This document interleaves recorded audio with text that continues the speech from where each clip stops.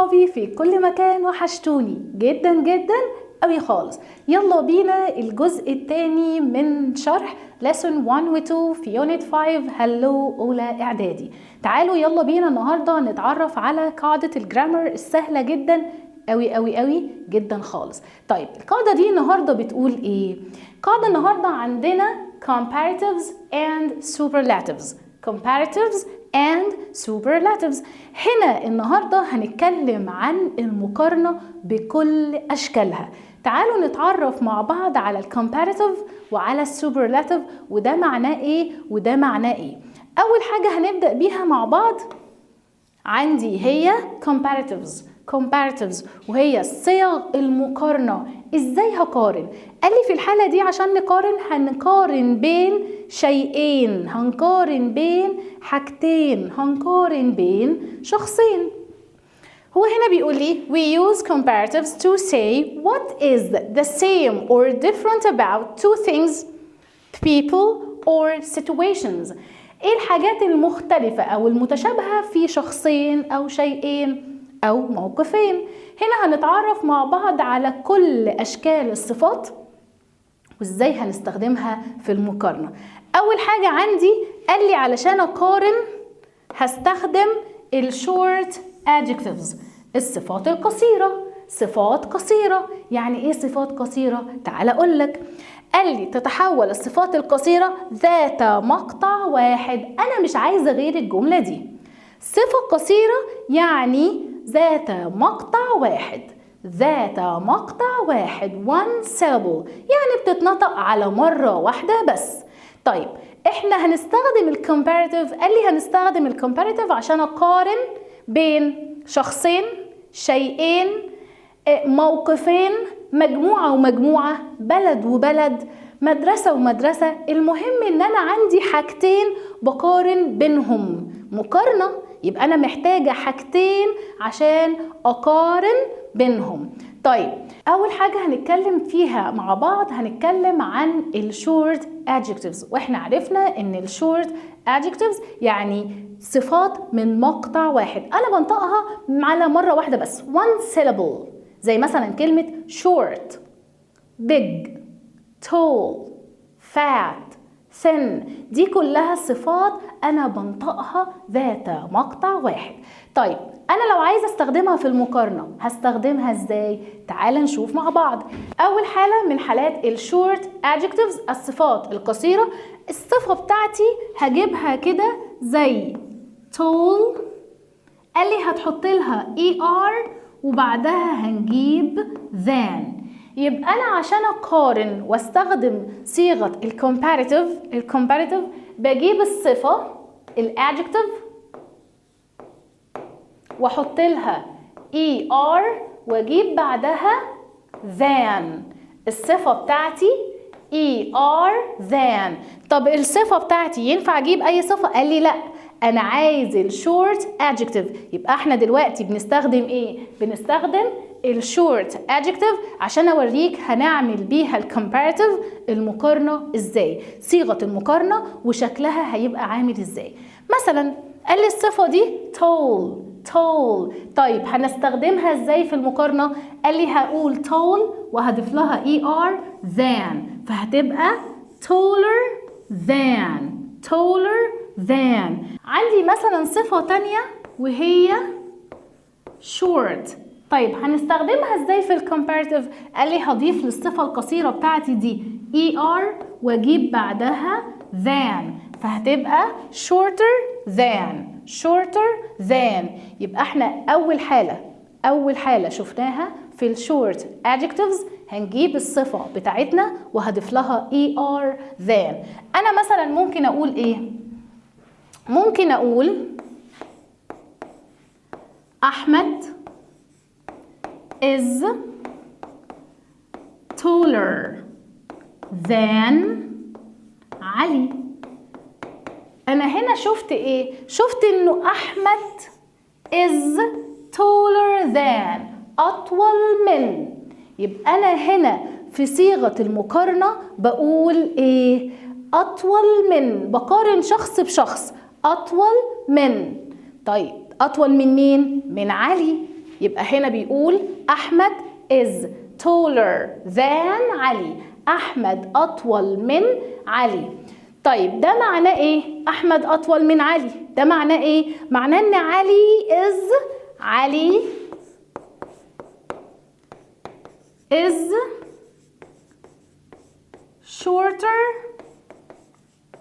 than أحمد. علي أقصر من أحمد. shorter than أقصر من. يبقى في الكومباريتيف أنا بقارن بين حاجتين، بين شخصين، بين مجموعتين، بين اتنين من الحيوانات، علشان أقول أقصر من، أطول من، أكبر من، أسرع من. تمام كده؟ طيب يبقى أنا هنا هجيب الصفة هحط لها ER than. طب ما أنا كمان ممكن أقول the tiger is faster أسرع faster than مثلا the rabbit. إيه ده؟ إيه المقارنة الغريبة دي؟ إيه المقارنة الغريبة دي؟ فهو هنا بيقول لي the tiger is faster than the rabbit. أسرع من الأرنب. يبقى أنا بقارن شيء بشيء. أول حاجة قال لي أنا عندي short adjective، بجيب الصفة بتاعتي بضيف لها ER وأجيب بعدها than. دي أول حالة. طيب تاني حالة قال لي لو الصفة بتاعتي الشورت بتنتهي بحرف ساكن، حرف ساكن قبليها صوت متحرك. تاني، لو الشورت adjective الصفة بتاعتي بتنتهي بحرف ساكن consonant letter وقبلها على طول في ايه؟ في vowel sound، في صوت متحرك. ايه هي الأصوات المتحركة؟ إيه أو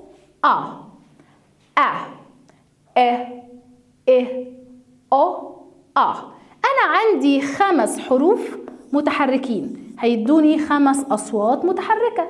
فهو قال لي الصفة القصيرة بتاعتي لو بتنتهي بحرف ساكن وقبلها صوت متحرك هنضاعف الحرف الأخير وهنحط ER وهنجيب بعدها than bigger than. طيب ايه كمان كلمة كنا لسه عمالين نقرأها في الفيديو اللي فات كتير قوي في الدروس عندنا؟ كلمة hot اهو بتنتهي بحرف ساكن consonant letter وفي قبلها صوت متحرك hot. قال لي ضاعف الحرف الأخير ونضيف ER ونحط بعدها than فتبقى هنا hotter than. big than فهتبقى bigger than. ما اقدرش اقولها big than، هنقولها bigger than. طيب hot انا لو عايزه استخدمها في الكومباريتيف قال لي هي hot بتنتهي بحرف ساكن وعلى طول في قبلها vowel sound صوت متحرك. هنعمل ايه؟ قال لي هنضاعف الحرف الأخير أهو وهنضيف ER وأجيب بعدها than فتبقى hotter than. في كلمة كمان؟ في كلمة كمان، كلمة زي كلمة fit. قال لي تعالى ده fit بتنتهي بحرف ساكن وقبلها صوت متحرك fit هنعمل ايه؟ قال لي هنضاعف الحرف الأخير فهتبقى fitter than. طيب هل وأنا بستخدم الكومباريتيف صيغة المقارنة دي أقدر أقول fitter وأكمل بقية الجملة من غير than؟ قال لي لا، الاتنين دول مرتبطين ببعض. هي دي أصلا الفورم بتاعت الكومباريتيف. الفورم ايه هي الفورم؟ قال لي الفورم الأساسية ER than، هي دي الفورم الأساسية. أنا بضيف ER بضيفها للصفة أهو، بضيفها للصفة وبجيب بعدها than. بجيب بعدها إيه؟ than. يبقى أنا عندي الكومباريتيف بتاعي هحط للصفة بتاعتي ER بعدها than على طول. في than لو جاي لي than يبقى أنا أحط على طول للصفة ER. الاتنين دول ما بيسيبوش بعض. ابدا ابدا ابدا. تمام. يبقى احنا كده دي كانت تاني حالة. طيب ايه تالت حالة في الشورت adjectives؟ قال لي لو انا عندي adjective بينتهي بواي، صفة adjective بتنتهي بواي وقبل الواي في حرف ساكن. تاني، لو انا عندي صفة بتنتهي بواي وقبل الواي في هنا حرف ساكن، انا عايزه استخدمها في المقارنه، هستخدمها ازاي؟ هل يا ترى هحط الاي ار كده واجيب بعدها ذان زي ما قلت يا مس؟ قال لي لا. امال هنعمل ايه؟ قال لي الواي هتتحول الى اي، هنشيل الواي وهنحولها الى اي وهروح اضيف الاي ار بتاعتي واجيب ذان، فهتبقى happier than. عندي كلمة scary بتنتهي بواي وقبلها حرف ساكن consonant letter. طب هنعمل ايه؟ قال لي بسيطة، شيلي الواي، حط اي، ضيفي اي ار، حطي ذان، كده انا حولتها في صيغة المقارنة فبقت scarier than. يبقى احنا دي الحالة نمبر 3. لو انا عندي صفة بتنتهي بواي وقبلها حرف ساكن بشيل الواي واحطها اي واضيف الاي ار، او بنقول بنحول الواي الى اي وبضيف الاي ار بتاعتي وبجيب بعدها ذان. دي تالت حالة بنشوفها مع الشورت adjective. طيب ايه تاني؟ قال لي اخر حاجة بقى، خلاص اخر حاجة متأكد؟ قال لي في الشورت adjectives بيقول ايه؟ بيقول لو عندك صفة بتنتهي بإي زي كلمة large، صفة بتنتهي بإي كلمة large. طيب سهلة، هنحط الاي ار ونجيب ذان. قال لي لا غلط. امال هنعمل ايه؟ قال لي الصفة اللي اخرها ايه، اي صفة اخرها ايه هنضيف فقط ار وهحط ذان فهتبقى larger than. كده احنا شفنا مع بعض كل اشكال الشورت adjectives. اول شكل انا بجيب الصفة بتاعتي الشورت adjective، الصفة بتاعتي العادية خالص، وبحط لها er وبجيب بعدها than، زي كلمة fast فهتبقى faster than، زي كلمة short فهتبقى shorter than. fast أسرع من، أسرع من. طب short قال لي shorter than، أقصر من. طيب تاني حالة قال لي لو الصفة القصيرة بتاعتي بتنتهي بconsonant letter after a vowel sound، بتنتهي بحرف ساكن بعد حرف واحد أو صوت واحد متحرك، بعد صوت متحرك. قال لي هنضاعف الحرف الأخير هنا زي ما عملنا، هنضاعف الحرف الأخير وهضيف الاي ار واجيب بعدها ذان. يبقى دي تاني حالة، أي صفة قصيرة بتنتهي بحرف ساكن وكان في قبلها صوت متحرك هضاعف الحرف الأخير واحط الاي ار واجيب بعدها ذان. طيب تالت حالة قال لي تالت حالة لو أنا عندي كلمة بتنتهي بواي والحرف اللي قبلها كان حرف ساكن. أي كلمة بتنتهي بواي والحرف اللي قبلها حرف ساكن هعمل إيه؟ قال لي هشيل الواي أو هحول الواي إلى آي. هحول الواي إلى إيه؟ آي، وهضيف الإي آر بتاعتي وأجيب ذان. فhappy هتبقى happier than، scary هتبقى scarier than. رابع حالة قال لي رابع وآخر حالة لو الصفة بتاعتي كانت بتنتهي بإي زي كلمة large. قال لي هنضيف فقط are وهنحط بعدها than، تبقى larger than.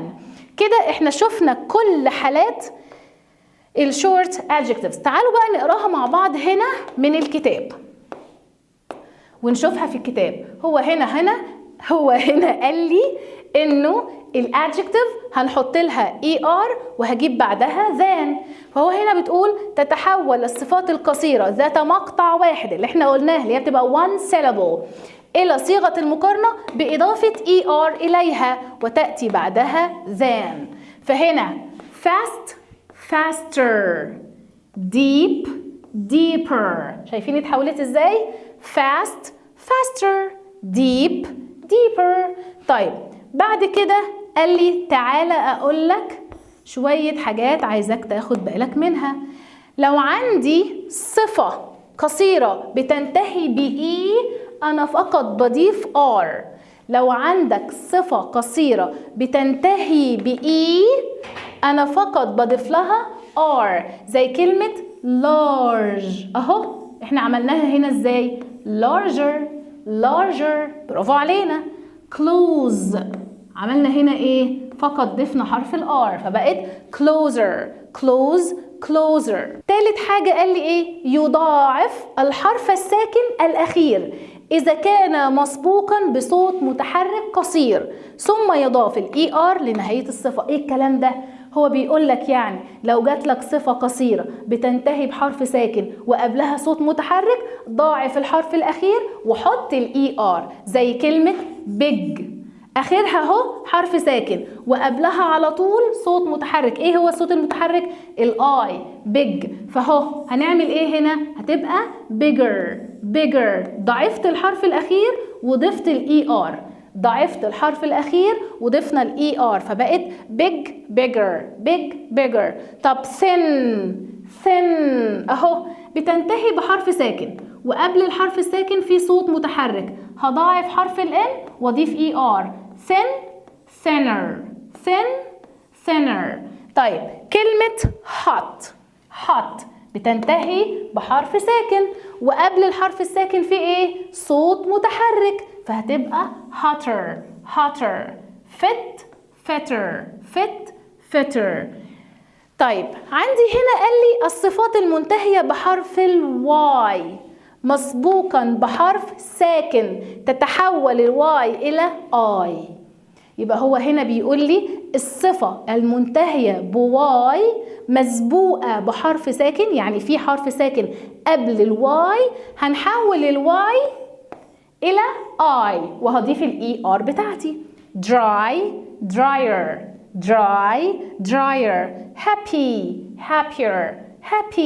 happier. أنا كده خلصت معاكم ازاي اقارن واستخدم الكومباريتيف مع الشورت adjectives. انا عايزه اقول انا اطول من سارة اطول من علي اقصر من سارة. يبقى انا قلت انه في الكومباريتيف لازم يكون عندي طرفين في المقارنة. مثلا ممكن نقول تعالوا اوريكم ازاي، تعالوا نشوف امثلة مع بعض. هنا مثلا ممكن اقول ايه؟ بصوا كده، أسوان is hotter than Egypt. أسوان أكثر حرا من Egypt، أحر من Egypt. أسوان is hotter than، أحر من Egypt. فأنا ممكن أقول Egypt مصر is colder، أسقع من، colder than، أسقع من. colder than مين؟ أسوان مثلا. تمام؟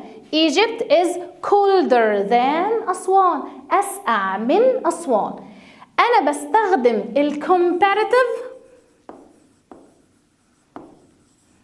نختصرها الكومباريتيف عشان أقارن بين حاجتين. أهم حاجة يكون عندي في السنتنس بتاعتي طرفين مقارنة. تمام؟ احنا شفنا الشورت adjective، شفنا الشورت adjective هنعمل معاها ايه؟ طيب لو انا بقى عندي long adjective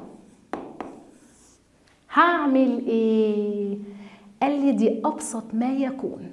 لو عندي long adjective صفة طويلة انا هستخدم، خلينا الاول نستخدم more او less، وهجيب هنا الصفة بتاعتي وهجيب بعدها than. بص كده معايا، قال لي اللونج adjective الصفات الطويلة هنعمل ايه؟ قال لي قبلها هجيب more او less. more معناها اكثر من، less معناها اقل من. يعني انا لو عايزة اقول انه مصر اكثر جمالا من اي بلد تانية هستخدم more. طب اقل هستخدم less. طب امتى هستخدم more وليس؟ قال لي في اللونج adjective. انا قلت ليه جمالا؟ عشان كلمة beautiful دي صفة طويلة. شوف كده beautiful نطقناها على كذا مقطع اهو، beautiful beautiful نطقناها على كذا مقطع، عكس الصفات القصيرة اللي احنا كنا بننطقها على one syllable big big beautiful نطقناها على اكتر من مقطع. علشان مش عايزه الخبطكم دلوقتي بالمقاطع، فلما نلاقي الصفه طويله زي كلمه beautiful فهقول مثلا more beautiful than، اكثر جمالا من، more beautiful than. طيب لو انا عندي صفه زي صفه dangerous، شوفوا ده adjective اهو long adjective dangerous dangerous، وعايزه اقول انه الفيل اقل خطوره من الفهد مثلا، اقل، فهقول ايه؟ less اقل، less dangerous than less dangerous than اقل من. يبقى في اللونج adjectives في الصفات الطويلة في صيغة المقارنة في الcomparative هعمل ايه؟ قال لي في الcomparative في صيغة المقارنة وعندي long adjective صفة طويلة اتمسحت، صفة طويلة هجيب قبلها يا إما more يا إما less. طب يا مس وذان ده كده كده، طب يا مس مع less ده كده كده، يبقى more adjective than less adjective than. يبقى أنا عندي هنا هستخدم more وهستخدم less، الصفة بتاعتي أهي than، صفة طويلة more beautiful than less dangerous than. تعالوا نشوفها في الكتاب.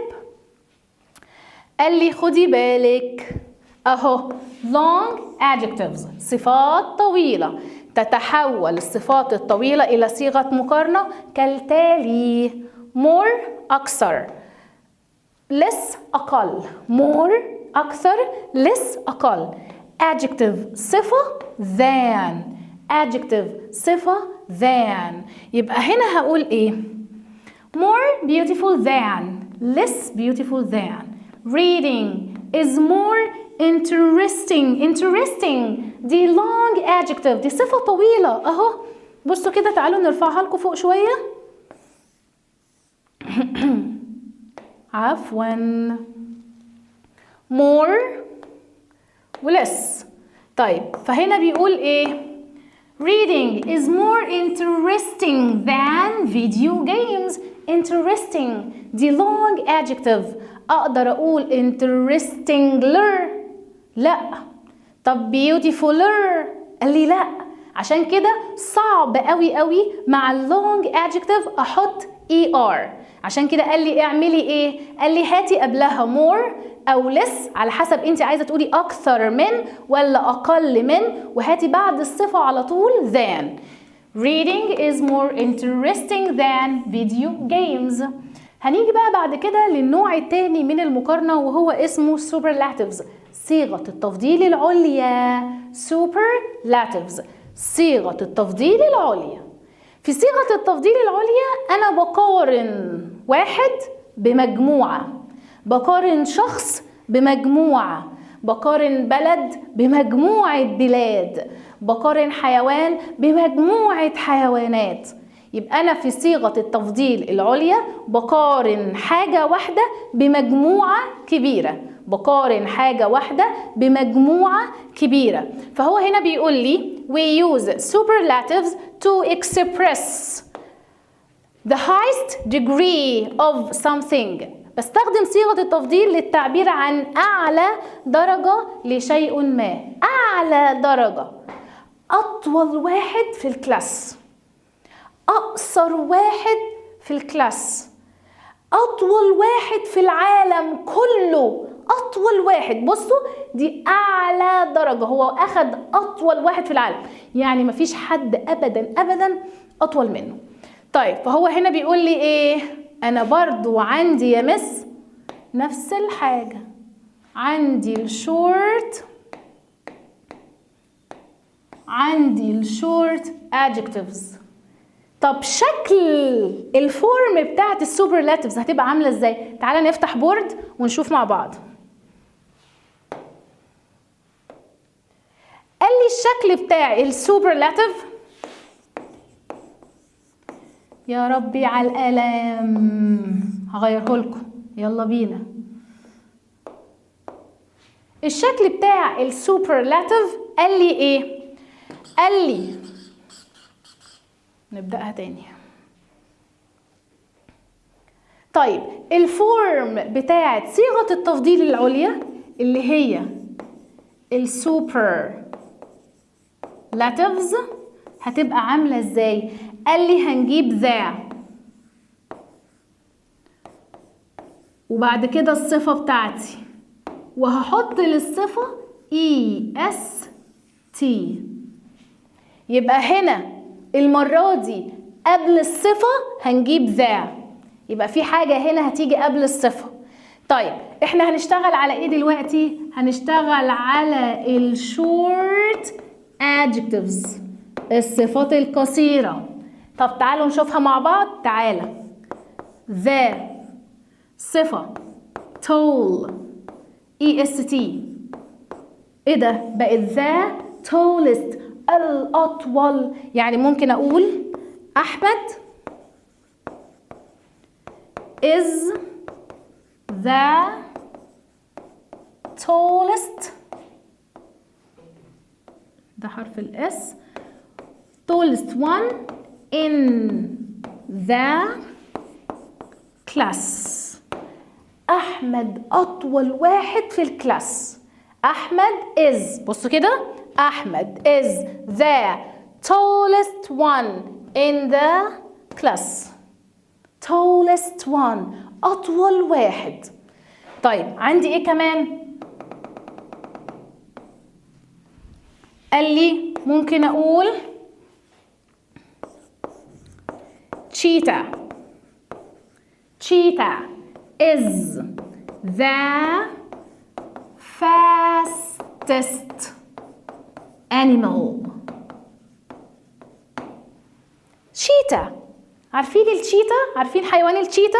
is the fastest animal، أسرع حيوان. يعني مفيش حيوان أسرع منه، ده أخد صيغة التفضيل العليا، ده أسرع حيوان على وجه الأرض، مفيش حيوان تاني أسرع منه. فهنا بنقول إيه؟ cheetah is the fastest animal. يبقى احنا هنا شفنا مع بعض إيه؟ شفنا مع بعض قال لي إنه الشورت adjective هجيب قبلها ذا وأحط لها EST.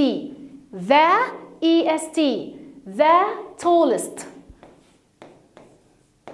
the لو أنا عندي كلمة short فتبقى the shortest. the shortest الأقصر. احنا هنا قلنا ايه؟ the fastest. يبقى أنا هجيب الصفة هحط قبلها the واضيف لها EST. صفة the صفة est. the صفة est. مش صعبة. تاني حالة قال لي أيوة. تاني حالة برضو احنا لسه مكملين فين؟ في الشورت adjective. قال لي تاني حالة لو انت عندك صفة قصيرة بتنتهي بحرف ساكن، صفة قصيرة بتنتهي بحرف ساكن وقبلها vowel sound، صوت متحرك، هتعملي ايه؟ قال لي هنجيب قبلها، تعالوا كده نعمل لون تاني. قال لي هجيب قبلها ذا وضاعف الحرف الأخير وحط est. the biggest. يبقى أنا لو عندي صفة قصيرة بتنتهي بحرف ساكن وقبل الحرف الساكن ده على طول في vowel sound، صوت متحرك، هنعمل ايه عشان نجيب السوبرلاتيف؟ هعمل ايه عشان اجيب السوبرلاتيف؟ قال لي حطي قبلها ذا عادي خالص زي ما بنعمل ذا، وضعفي الحرف الاخير اهو حرف الجي انا ضعفته وحطي est فتبقى ذا biggest. كمان كلمة ذا hot فهتبقى hottest. كلمة hot هتبقى ذا hottest. طيب عندي كلمة زي كلمة fit هتبقى ايه؟ ذا fittest، الأكثر لياقة. عندي كلمة زي كلمة، خلونا نكتب ذا fat تبقى ذا fattest. صعبة؟ مش صعبة.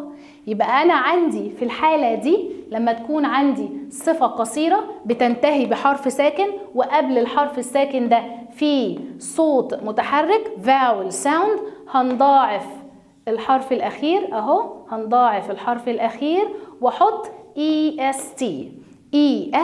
صعبة؟ لا مش صعبة. تعال نشوف الحالة الثالثة. ايه هي الحالة الثالثة؟ مع مين؟ مع الشورت adjective. احنا لسه في الشورت adjectives. بيقول لي لو الصفة بتاعتي بتنتهي بإي زي ما احنا خدناها هناك. طيب الصفة دي هنعمل فيها ايه؟ قال لي الصفة بتاعتي بتنتهي بإي، صح؟ قلت له ايوه صح.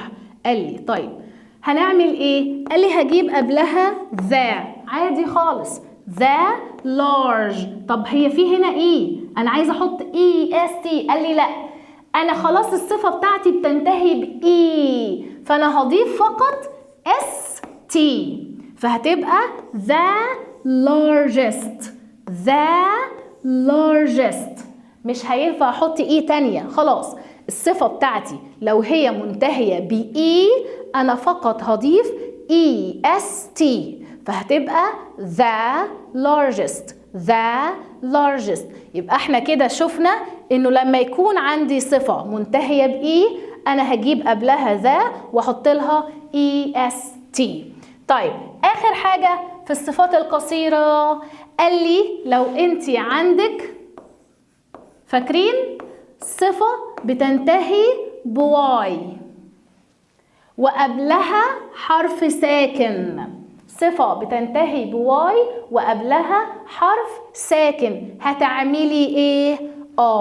قال الواي هتحول الى اي وهنحط الاي